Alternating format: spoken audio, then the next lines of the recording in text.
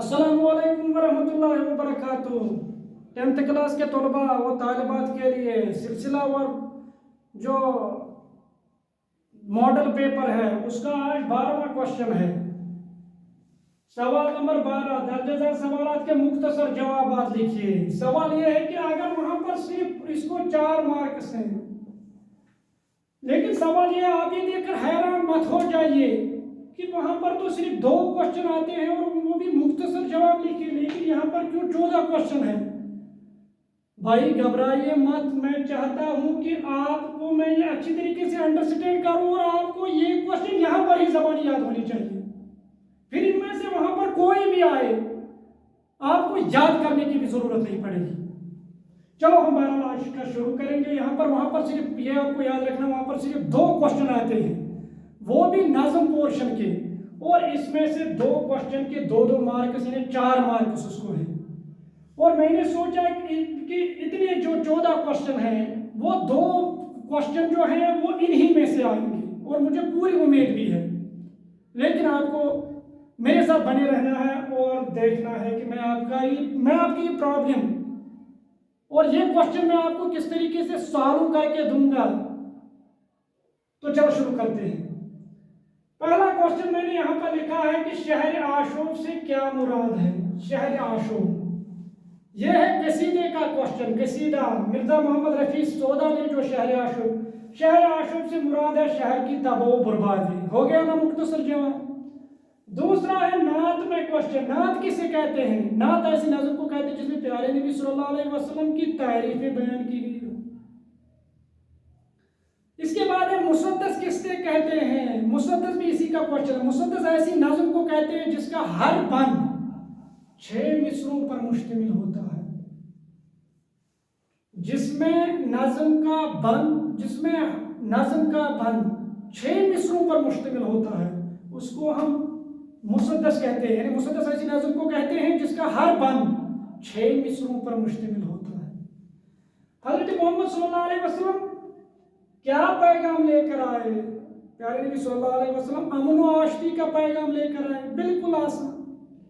हज़रत इमाम हुसैन रज़ी अल्लाह ताला अन्हु ने यजीदियों से क्या सवाल किया?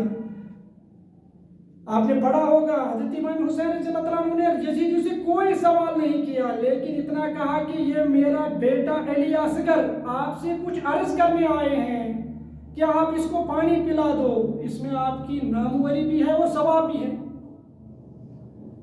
मुफलिसी आदमी को किस किस तरह से सताती है?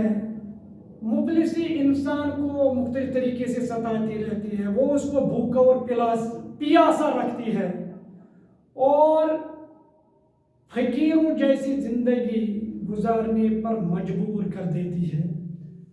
मुफलिस को हर वक्त किस चीज की फिक्र रहती है? रोटी की फिक्र रहती है।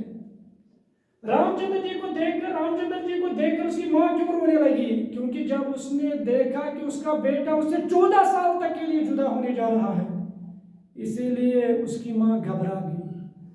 रामचंद्र जी ने मां का हाथ देखकर आंसू क्यों रोक लिए? उसने अपने आंसू इसलिए रोक लिए, उसने सोचा कि कहीं मेरी हालत देखकर मेरी मां इंतकाल न कर जाए। उलुल आज़मी के क्या माने हैं? उलुल आज़मी ये नज़म लिखी है मोहम्मद हुसैन आज़ाद ने। उलुल आज़मी के माने हैं आला हिम्मती, आला मर्तबा, बड़े रुतबे वाला। वहदत में कसरत से क्या मुराद है? इन्हें वहदत में कसरत से मुराद यह है कि अल्लाह ताला ने जो दुनिया में तरह तरह की चीजें बनाई हैं, इन सारी चीजों में यकसानियत पाई जाती है। इन्हें अल्लाह ताला ने दुनिया में कसीर चीजें बनाई है और इन कसीर चीजों में यकसानियत लिखी है। नज़म शिकस्त इंतजार में किस तरह की ज़ीनी कैफियत की तस्वीर की कशी की गई है? इसमें बताया गया है कि दुनिया में इंसान को सिर्फ इंतजार करना पड़ता है, लेकिन उस इंतजार का कभी ये इंतजार जो है नाकामी में बदल जाता है।